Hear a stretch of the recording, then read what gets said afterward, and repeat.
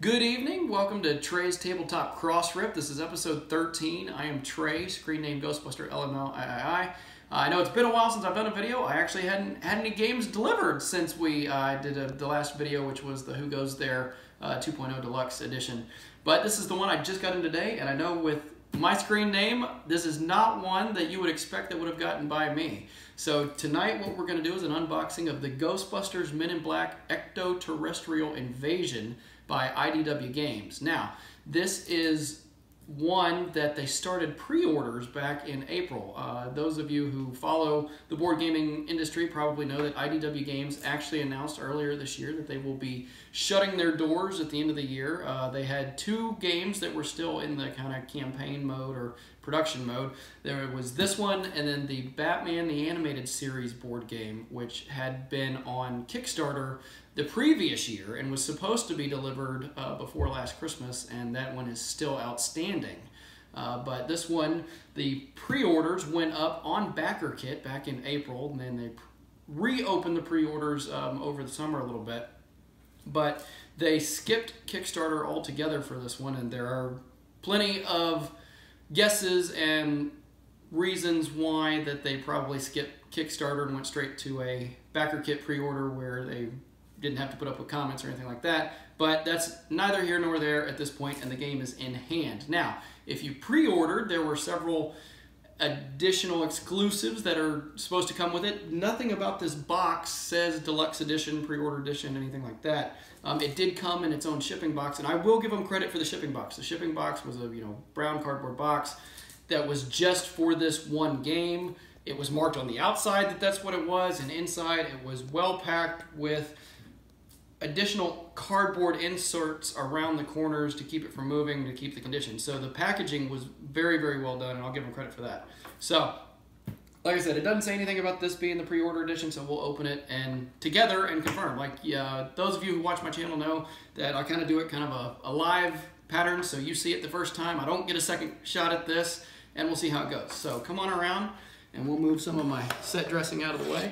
But kind of as you come around, you can see that the art on this is spectacular. It's a lot of fun. They did put out a puzzle that was effectively this shot a while back, kind of to hold people over. I did get that puzzle. I'll admit, I thought that puzzle was pretty hard. But before we open it, we'll just kind of show the sides of the box.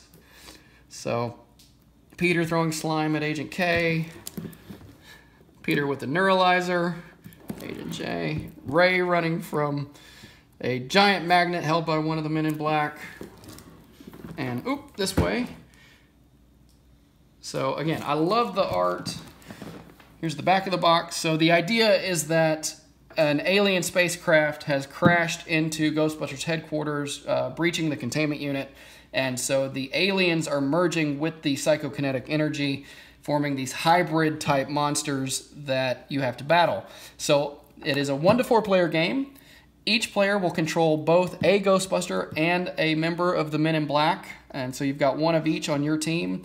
And while the game as a whole is cooperative, you are still competing for the best score and points and everything against the other teams.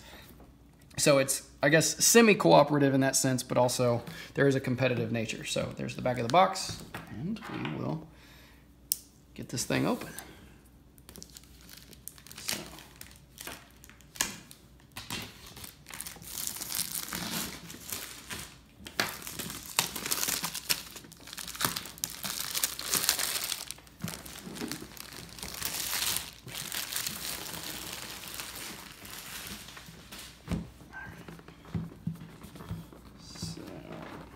It's on there pretty good. I gotta actually stand up to all right, so open it up. First thing you see is this is the buildable dice tower that is the Ghostbusters headquarters, and you put your dice in there and pieces of the spaceship spacecraft inserted in there to kind of stop the dice from rolling out, and the dice that get stuck have no effect at that time, but they could have effect later as you've got to pull stuff out, kind of like Kerplunk. So there is that. I will say the material is nice and thick. Cryptozoic in their Ghostbusters 2 board game had a dice tower add-on that was supposed to be the firehouse, and that thing was very, very disappointing. And anybody that got that add-on with Cryptozoic knows that that was very disappointing. This feels like much better material. So first thing, and I guess before we go too far, we should look at the box, the interior of the box. So we've got more art here. And again, I've loved the art from the beginning. Okay, so we've got Jeebs here. Jeebs is one of the exclusive characters, supposedly one of the exclusive characters if you pre-ordered. More on this side. And then there. Okay, so then the top tray is a whole bunch of minis. So here, we'll take this off and maybe get a better look. That is nice, heavy material. That is not as thin or as flimsy as I would have expected. That's nice. Okay, so here we go. Here are the minis, and they are chibi style, but it is still, I mean, again, I've appreciated it. So there's Egon, as you can see. There's the proton pack. Now, an interesting point to me was that while the characters are drawn in a caricature of the movie version, their equipment, as you can see here on the proton pack, is actually based on the cartoon. You've got the 3 lights on the cyclotron instead of 4, and the pieces on the upper part of the pack match the real Ghostbusters cartoon packs over the movie packs. The PKE itself, though, is the movie PKE, but that's me getting way down into the details. So, and then there's Vankman.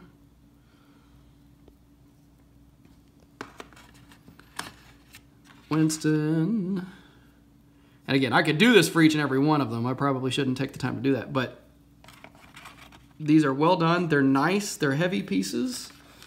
Here's one of the bigger guys here. So they've got good weight to them. They feel solid. Stamped on the bottom. Trademark and the year.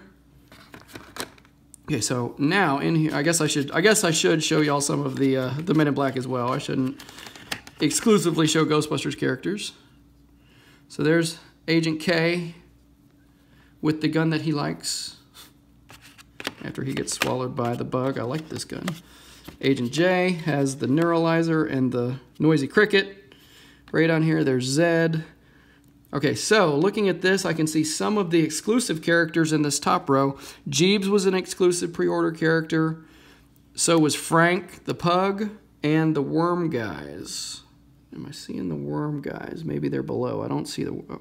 Okay, and then so there were 3 exclusive characters for each faction. There was Jeebs, the Worm Guys, and Frank for the MIB. And there was Janine, Ghostbusters 2 style Lewis with the earmuffs, and then Slimer as playable characters on the Ghostbusters side of things. So, okay, that is the top row. So we'll take that out. Here we've got, wow, that is a very thick portion. Lots of punch-out tokens. Oh, here we go. All right, so let's see. Let's see, player aids about how they operate. And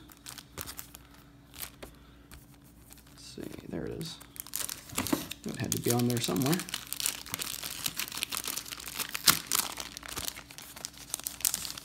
All right, so there's your hot sheets that works as your kind of your round event card. They use the hot sheets from the Men in Black movie. And then here are your cards for the enemies. And then Edgar the Bug and Stay Puft were the exclusive enemies that they were only supposed to be available through the pre-order. So in here somewhere should be a Stay Puft mini fig and the Edgar the Bug. Should be in this box somewhere. So that's that. Okay, Gruesome Twosome is the bonus episode that was given for the pre-orders because it actually involves Stay Puft and the Bug, which came in this. So here's your setup and everything. Here is the storybook. So this is something that was released by IDW Online to promote the pre-order. And so many people asked, can we please get this in print? Because I think originally they weren't going to put it in print. But there was so many people saying, please, please, can we get it in print? That they put it in print and they put it in the box. So there's your little backstory for what's going on and why the two teams are now having to team up. So here is the scenario book. Again, the art is great. So it talks about how to go through a campaign. Okay, so over here, just because I'm interested in stuff like that, the scripting was done by Eric Burnham. Obviously, this is put out by IDW, but Eric Burnham, who was the writer for the ongoing IDW Ghostbuster comic series, and if you haven't checked that out, I would highly, highly recommend it. And colors by Luis Antonio Delgado. He was the colorer for the ongoing IDW comic series as well. So both of those guys have been involved with Ghostbusters for years and have done a phenomenal job. So glad to see both of them back to help kind of flesh out the feel of this product. So that's the scenario book. And then the rule book is here. So there's your component list. Here.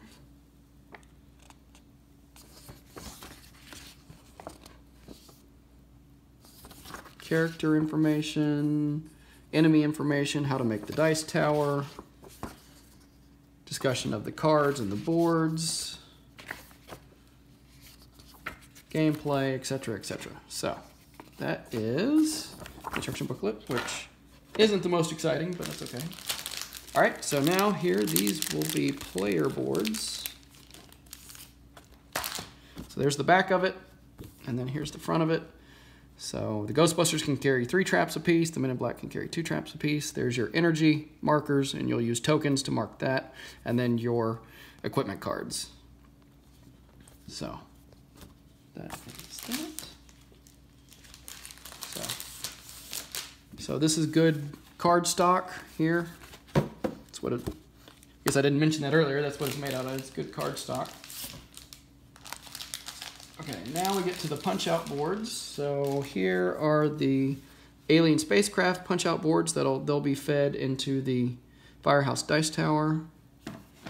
And here are your tokens. So heart tokens, door tokens, energy marker tokens, upgraded equipment tokens, and money tokens. Ooh, almost punched one out as I'm speaking. So that is those, and we will keep digging in our box. Okay, here are the map tiles. So kind of like the Cryptozoic game, you'll set up your map based on the scenario you're playing. And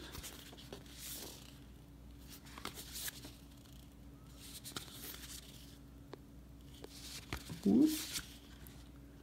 Got a little bit of pink slime, the psychomagnetic slime from Ghostbusters 2. Then on this last one, you finally have the Ecto-1 outside the building. And there's that. Okay, so here, in the bottom here, we've got the, I say minis, but you've got the boss minis that came with the base game, such as this guy here with the, I think you saw a card earlier that said Tentakill. So that's him. And then the Cyborg mixed with Puffed. And then a Beast Monster here. And then here are the Worm guys that are a playable character.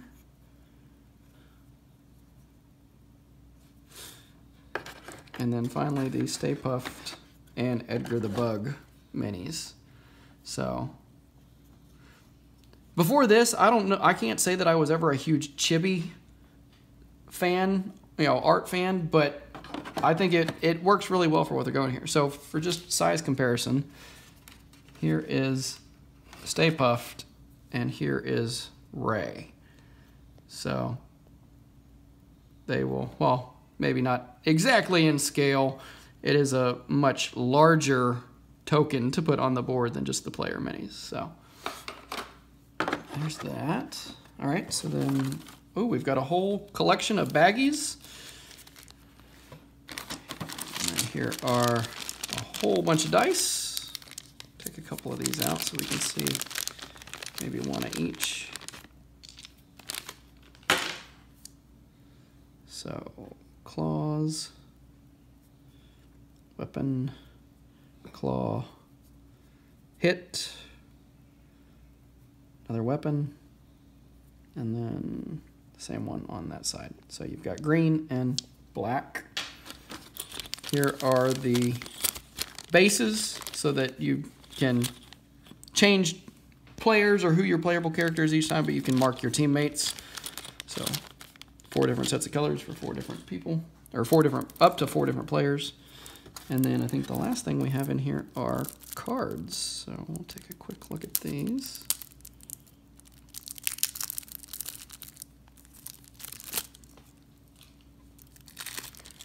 All right, so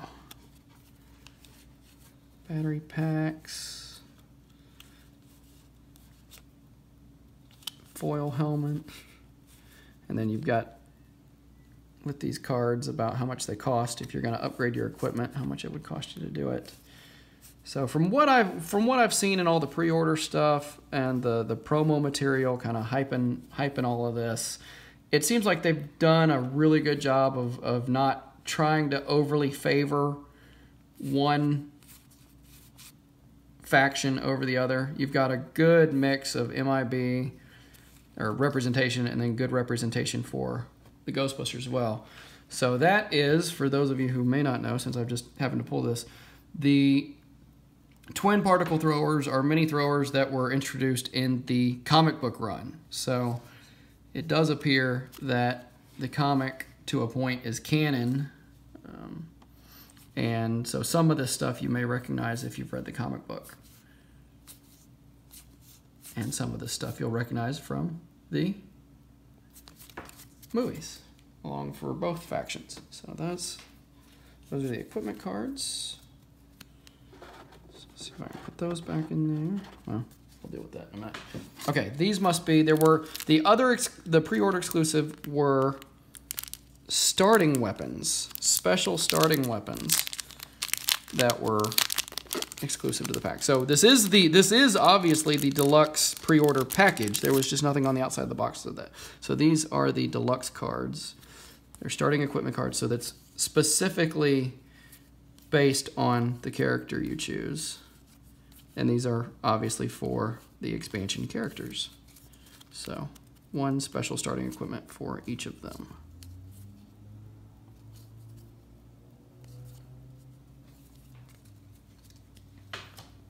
We'll keep going. These, here it is.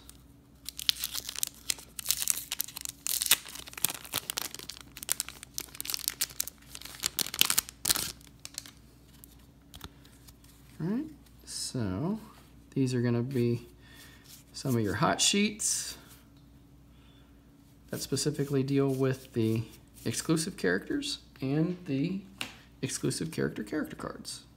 So Frank, Jeebs, Worm Guys, Janine, Lewis, and Slimer. And then I would expect this final deck here is going to have all the ones for the base game.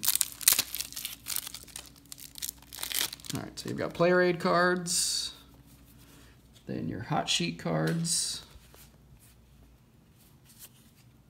Nope, those are gadget cards. We're not to the hot sheets yet. So gadget cards. Juice boxes, Hi-C Ecto Cooler.